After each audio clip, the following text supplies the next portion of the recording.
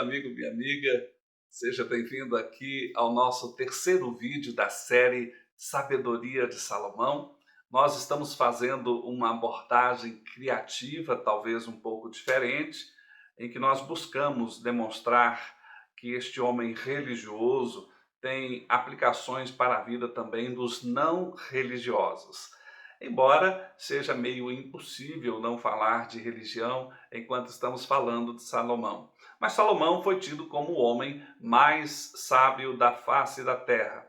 E nós já fizemos dois outros vídeos sobre isso. No primeiro, nós apresentamos o conceito do que é a sabedoria. Tem a ver com o saber fazer acontecer. Pessoas sábias conseguem realizar quando muitos não conseguem. No segundo vídeo, eu apresentei o primeiro princípio de Salomão, ou seja, o princípio do que torna uma pessoa sábia. Foi o princípio do medo, o princípio da cautela, do temor, digamos assim, em que Salomão nos mostra que nós devemos ter zelo por aquilo que já se sabe que dá certo e olhar para este zelo temendo fazer contrário a isso, porque nós sabemos as consequências nefastas, ruins a respeito deste tema. E então, neste vídeo, que é o terceiro, nós vamos apresentar o segundo princípio de Salomão, das coisas que geram sabedoria. E claro, um princípio tem a ver com começo. Talvez esta seja a grande questão aqui, não só uma outra situação conceitual. E por que isso? Bom, porque ao longo dos milênios, não só Salomão tratou sobre prudência. Nós tivemos muitos filósofos, alguns muito famosos, como Platão, como Aristóteles. E em grande sentido, em especial Platão e os seus discípulos, digamos assim, ou seja, as pessoas que estavam ali naquele contexto da mesma época, debatendo as mesmas ideias, eles tinham uma lógica de que a sabedoria era necessária e que a prudência era consequência da sabedoria. Ou seja, primeiro, a pessoa sabia fazer acontecer. E por causa desse saber fazer acontecer, a pessoa se tornava prudente. Mas Salomão pensava o inverso a respeito disso. Salomão dizia que para que você seja sábio, você precisa aprender a ser prudente. Veja que ideias diferentes. Enquanto Salomão dizia que era o começo, os filósofos, em grande medida, diziam que era a consequência, o fim, não é? Então, talvez para que nós entendamos mais claramente este inverso de pensamentos, nós devemos aí fazer uma espécie de conceituação. O que é o conceito da prudência? Se você for olhar nos dicionários, eles vão começar a apresentar para você e para mim, para nós, a ideia de que prudência tem a ver com cuidado, tem a ver com zelo, tem a ver com, antes de fazer ou decidir fazer, tentar observar e estudar quais são as consequências de cada uma das coisas que nós estamos tentando decidir ou até mesmo tentando fazer, para que nós passemos a tomar decisões melhores. Ou seja, quando você observa as consequências de cada situação, então você começa a ver, puxa, essa consequência não é boa. Essa consequência aqui eu não gostaria de tê-la em minha vida. Essa outra aqui tem consequências melhores. E então, por causa disso, você começa a ter algumas coisas interessantes, né? A gente sempre gosta de olhar o lado melhor, né? O sabor melhor das coisas. E o grande sabor é que você vai passar a ser sucesso naquilo que você se propor a fazer. Você vai começar a colher bons frutos. Você vai começar a ser tida como uma pessoa que realmente, quando colocam desafios em suas mãos, você consegue fazer acontecer. Mas claro, no começo isso não é tão assim flores, porque normalmente uma pessoa prudente, ela tende a ser mais lenta nas suas decisões. Por quê? Porque o imprudente, ele não analisa, ele simplesmente vai pegando a moda do momento e vai seguindo, né? E isso é muito rápido. Ele toma decisões muito instantâneas. É assim, papum, né? Você fala assim, tal coisa, vamos fazer, a pessoa, vamos. Ela não parou para pensar nas consequências.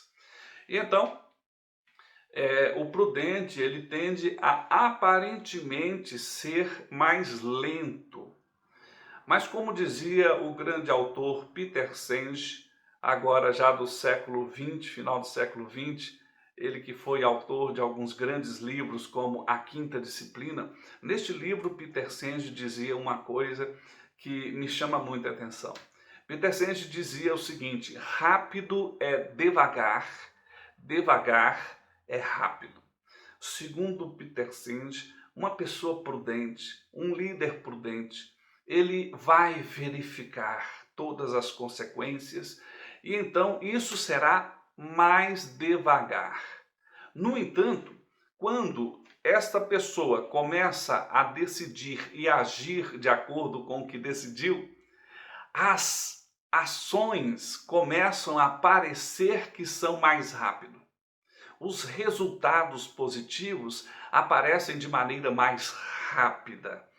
E então, se você considerar o projeto como um todo, é muito mais rápido ser mais lento, ser mais cauteloso, ser prudente, não é? E então ele dizia, claro, que ser rápido é devagar, porque o imprudente vai começar a colher as consequências da sua imprudência. Coisas ruins vão começar a surgir. Coisas que não estavam previstas ou que não eram sabidas e com as quais não se preparou para começar a se conviver, vão começar a acontecer. E aí, então, vai ficar muito lento, muito lento. Tem gente que toma decisões muito rápidas, mas vai envelhecendo, os anos vão se passando e as coisas boas não chegam. Essas pessoas são imprudentes. Salomão, por exemplo, falava algumas coisas que chamaram a atenção de gerações, inclusive da minha.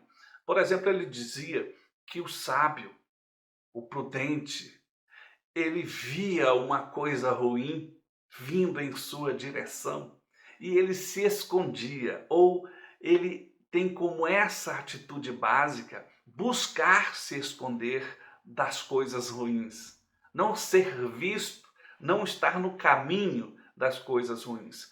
E Salomão dizia que o imprudente, ou aquilo que ele chamava de insensato, ficava ali no caminho, e as coisas ruins atingem essas pessoas que permanecem no caminho quando as coisas más estão vindo em seu encontro. Veja que coisa interessante. Salomão, por exemplo, nos diz nos seus textos que nós devemos pensar nas consequências de todas as coisas. Nós devemos pensar nas consequências das coisas que falamos. E veja que muitas vezes nós ofendemos pessoas gratuitamente porque estamos falando aquilo que vem à nossa mente, ao nosso coração, e vamos colher consequências dramáticas dessas questões. Tem gente que fica pregando as suas verdades, as coisas que acha que é, e ofendendo as outras pessoas, e claro, perdendo muitas oportunidades, porque não aferiu as consequências de cada uma daquelas palavras. Pessoas que às vezes não falam tanto, mas que não prestam atenção nas coisas que estão servindo de alimento, e nem na quantidade, e então afeta a sua saúde, e então passa a ter muitos problemas em relação a isso. E veja, nós podemos olhar essas situações sobre os mais diferentes ângulos, Salomão, por exemplo, nos mostrava uma coisa interessante. Ele falava que o prudente tinha conhecimento e por causa deste conhecimento, ele então tomava melhores decisões. Veja que coisa interessante. O prudente, para fazer, busca ter conhecimento, saber. E só então ele toma atitude. E por causa disso ele tem boas consequências. Essa ideia é fantástica, não é? Porque há tantas pessoas que fazem coisas sem saber claramente, fazem coisas sem buscar se informar plenamente e vão colher más consequências por causa dessa situação. Nós precisamos entender que normalmente o prudente, ele é sábio, porque antes de mais nada, o prudente verifica, estuda, busca saber absolutamente tudo a respeito daquilo que está trabalhando, que está buscando decidir, que está buscando fazer, seja da área que for em sua vida. Seja nos relacionamentos, seja para empreender, seja para formar família, seja para a saúde, seja para o alimentar, seja para o viver.